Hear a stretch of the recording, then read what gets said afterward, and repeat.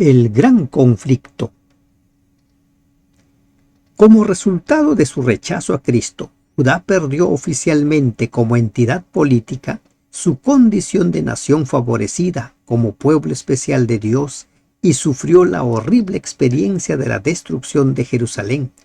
Dios estableció a su pueblo, el remanente de Israel, integró en él a judíos y a gentiles y los salvó de los desastres que sobrevinieron a Jerusalén el año 70 después de Cristo. Buen día. Damos gracias a Dios que nos permite iniciar el estudio de la lección ¿Amor o egoísmo? Esa es la cuestión. Tómese unos minutos para memorizar Isaías 41:10, según la versión Palabra de Dios para Todos. No temas, estoy contigo, yo soy tu Dios, no tengas miedo, te fortaleceré, sí, te ayudaré, te salvaré con mi mano victoriosa. El año 70 marcó el final de Israel como nación. Aunque Roma fue la que arrasó a Jerusalén y el templo, fueron otros los poderes involucrados en esa guerra. Recordemos cuál es la guerra que está detrás de todas las guerras. Satanás es el que está involucrado en todos los desastres, en todas las muertes, en todos los sufrimientos. Satanás incitó a Israel a rechazar al Mesías para luego reclamar su derecho de destruir la nación. Dios avisó repetidas veces de las consecuencias del rechazarlo, pero el pueblo lo rechazó. A lo suyo vino y los suyos no lo recibieron. ¿Amor o egoísmo? Esa es la cuestión. ¿Qué movió a los primeros cristianos a involucrarse en el servicio de Dios? ¿Qué nos mueve a nosotros a involucrarnos en el servicio de Dios? El objetivo del estudio de esta lección es conocer y comprender el espíritu que movió a los primeros cristianos a involucrarse en la proclamación del Evangelio, a pesar de las persecuciones desatadas por Satanás por medio de sus agentes. El maestro rechazado, un salvador con el corazón roto. El amor de Dios se reveló con la encarnación de Cristo. Pero, como dice Juan 1:8, 1:11, a lo suyo vino y los suyos no le recibieron. No quisieron aceptar. Tenían motivos muy particulares por los cuales los líderes religiosos decidieron no aceptar a Cristo. Mateo 23:37 dice: Jerusalén, Jerusalén, que matas a los profetas y apedreas a los que te son enviados. ¿Cuántas veces quise juntar a tus hijos como la gallina junta sus polluelos debajo de las alas, y no quisiste? La consecuencia inevitable de rechazar a Dios es la destrucción. La consecuencia inevitable de alejarse de Dios es la muerte, es el caos, es la muerte eterna, es la destrucción. Jesús lloró al acercarse a Jerusalén. Lucas 19:41 al 44. Jesús sabía perfectamente que los habitantes de Jerusalén sufrirían las consecuencias de sus pecados, tal como sucedió con Jerusalén en los tiempos de Jeremías, cuando los babilonios tomaron Jerusalén después de un sitio de 2 años y la destruyeron. Pero lamentablemente el pueblo no aprendió de la historia, no aprendió de lo sucedido. Sabían que habían sido destruidos por haber dejado las leyes de Dios, pero estaban repitiendo la misma historia. Jesús lloró porque la tragedia podía haberse evitado, porque Dios nos ama tanto que no quiere que nadie muera, sino que todos tengan vida eterna, sino que todos procedan al arrepentimiento. En Mateo 24, 15 al 20, Jesús dio instrucciones a su pueblo para salvarlo de la destrucción venidera de Jerusalén. ¿Qué es lo que les dijo? Leamos el versículo 20, el 15 del capítulo 24 de Mateo. Por tanto, cuando veáis en el lugar santo la abominación desoladora de que habló el profeta Daniel, el que lea entienda, entonces los que estén en Judea huyan a los montes, y el que esté en la azotea no descienda para tomar algo en su casa. Así como en los tiempos de Jeremías, hubo un espacio en el cual el ejército babilonio se retira y en lugar de salvar sus vidas, ellos quedan envalentonados porque creyeron que habían derrotado a los babilonios. Lo mismo sucedió en el año 70. El ejército romano se retiró por un momento, no se sabe por qué. El ejército de los judíos los persiguió y ellos creyeron que habían logrado una gran victoria, pero lamentablemente no aprovecharon la oportunidad para escapar. Esa fue la ocasión para escapar, pero ellos no lo aprovecharon. Pero sí el pueblo de Dios, el pueblo que está atento a la palabra del Señor, el pueblo que cree la palabra de Dios, sus hijos, su pueblo, los cristianos, que mayoritariamente eran judíos, huyeron, porque habían creído en la palabra del Señor. Un Salvador con el corazón roto, porque veía que la gran mayoría de los judíos caerían muertos a manos del ejército romano. Pero su pueblo se salvó. ¿Y por qué se salvó? Porque creyeron en él. Vino a los suyos y los suyos lo rechazaron. Y como consecuencia vino la destrucción. Pero Dios cuida de los suyos en medio de la destrucción de los impíos. ¿En qué consiste el cuidado providencial de Dios? ¿Por qué es que se dice que Dios es el pronto auxilio en las tribulaciones? Miren lo que dice el Salmo 46:1. Dios es nuestro auxilio, nuestro pronto auxilio en las tribulaciones. No dice en tiempo de paz, en las tribulaciones. El cuidado de Dios por su pueblo. Isaías 41:10, que es nuestro versículo a memorizar, dice: no temas, porque yo estoy contigo, no desmayes, porque yo soy tu Dios que te esfuerzo, siempre te ayudaré, siempre te sustentaré con la diestra de mi justicia. Siempre te sustentaré con mi mano derecha, dice otra versión. ¿De qué habla Isaías 41:10? De que las cosas no van a ser fáciles. Recordemos, estamos en medio del gran conflicto. Por eso es que dice el Salmo 46:1, nuestro pronto auxilio en las tribulaciones. Por eso es que dice la promesa en Isaías 41:10, siempre te sustentaré. Siempre te voy a tener tomado de la mano. Siempre. ¿Se dan cuenta? Dios cuida de los suyos. El propósito del Evangelio es salvar.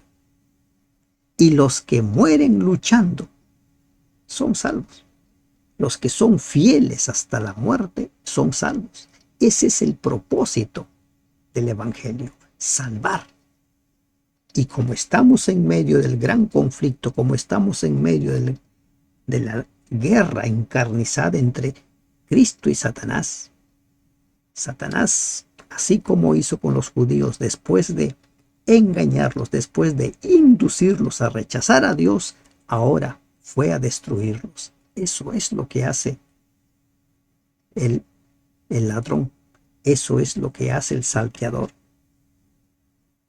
Dios es soberano y gobierna los acontecimientos de la tierra para el cumplimiento final de sus propósitos divinos. Aunque a veces Dios altera sus planes originales sobre la base de nuestra decisión humana, su plan final para este planeta se cumplirá. Habrá momentos en que el pueblo de Dios experimentará dificultades, persecuciones, encarcelamiento y la muerte misma por causa de Cristo. Pero aún en los tiempos más difíciles, Dios sostiene y salvaguarda a su pueblo. Y aun cuando muchos murieron siendo fieles, han sido sostenidos, y cuando se levanten, se levantarán para recibir la corona de vida. ¿Por qué unos son protegidos y otros aparentemente son abandonados por Dios? Hay algunas cosas que no entenderemos, pero sí que su palabra deje en claro es que Dios cuida de los suyos. Dios quiere que todos vivan y Dios quiere darnos la corona de vida a todos, pero para ello hay que mantenernos firmes, hay que mantenernos bajo las alas del Señor. Jerusalén, Jerusalén. Lamentablemente Jerusalén lo rechazó. Pero el pueblo de Dios, ese pueblo que acepta a Dios, ese pueblo que lo declara como su rey, como su Señor, como su Salvador, ese pueblo empezó a crecer, empezó a multiplicarse. Leemos nosotros en Hechos capítulo 2, 41, 4, 4 y 31. ¿Cómo es que la iglesia fue multiplicándose en medio de la persecución? ¿Cómo es que fueron fieles aún en medio de las circunstancias muy, muy difíciles? Miren lo que dice Hechos 2:41. ¿Cómo es que la iglesia fue creciendo? Pero los tiempos no fueron fáciles. 2:41.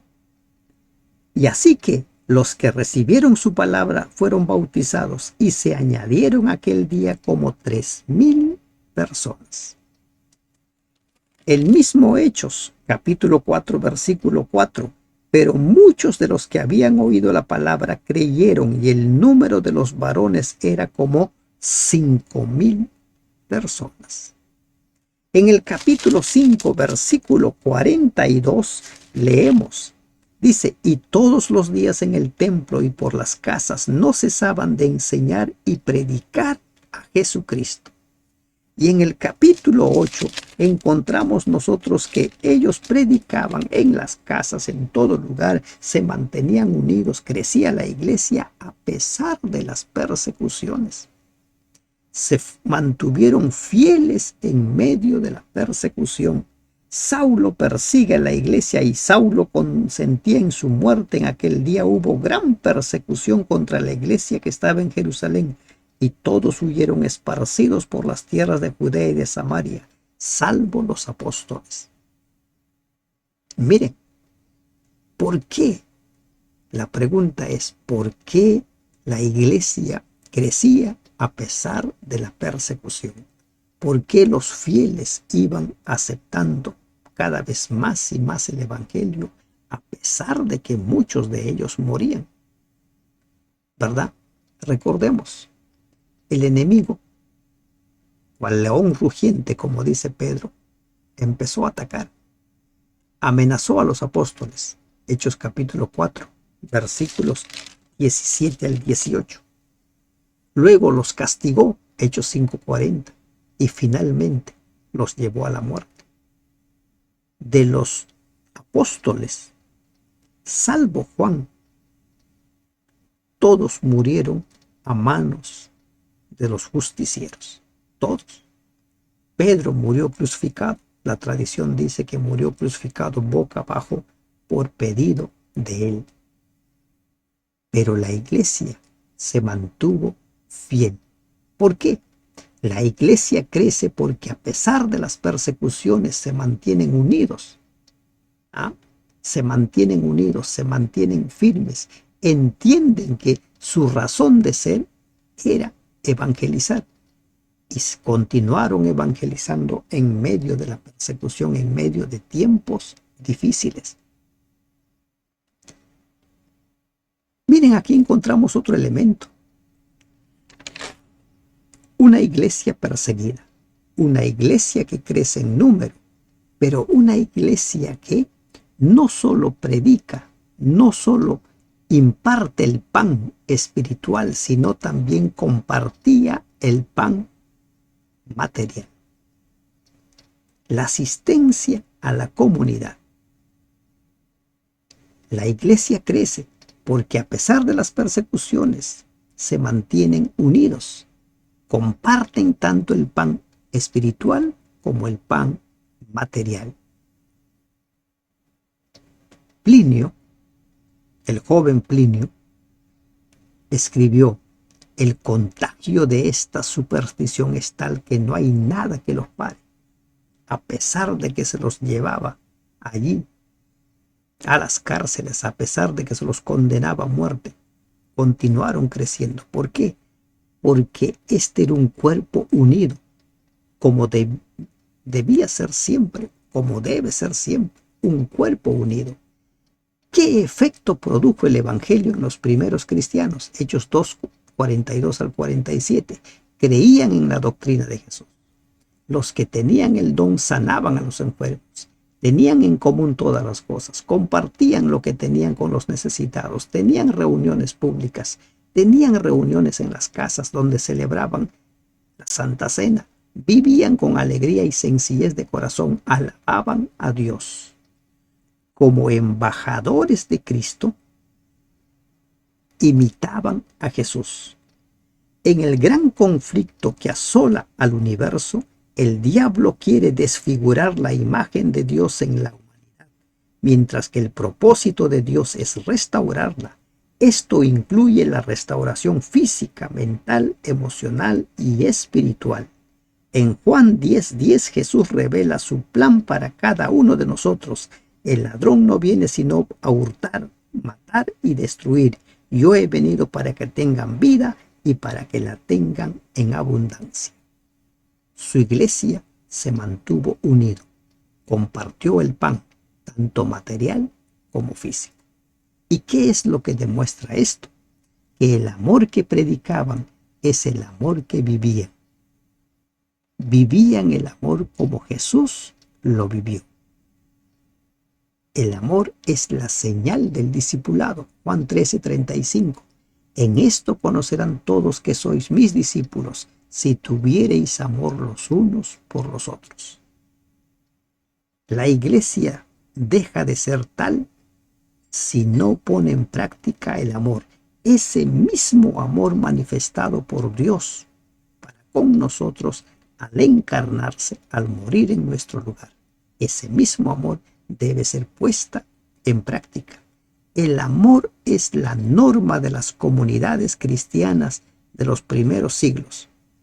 Tertuliano afirmaba: son principalmente las obras de un amor sumamente noble las que llevan a muchos a poner una marca sobre nosotros. ¿Se dan cuenta? Dice, vean, dicen, cómo se aman unos a otros. El amor es lo que le da fuerza a la iglesia. Por eso dice, en esto conocerán todos que sois mis discípulos, si tuviereis amor los unos por los otros. Una de las mayores revelaciones del amor de Dios se demostró cuando dos pandemias registradas en la historia, pandemias devastadoras, el año 160 después de Cristo y el año 265 después de Cristo, estas pandemias que asolaron, encontró a los cristianos involucrados en ayudar a las personas que sufrían. Muchos de ellos murieron contagiados, pero se mantuvieron allí al frente. Se entregaron por amor y beneficiaron a millones de personas pero no atrajeron su atención sobre sus personas, sino sobre aquel por quien estaban dispuestos a dar su vida, su Salvador, Jesús. ¿Amor o egoísmo?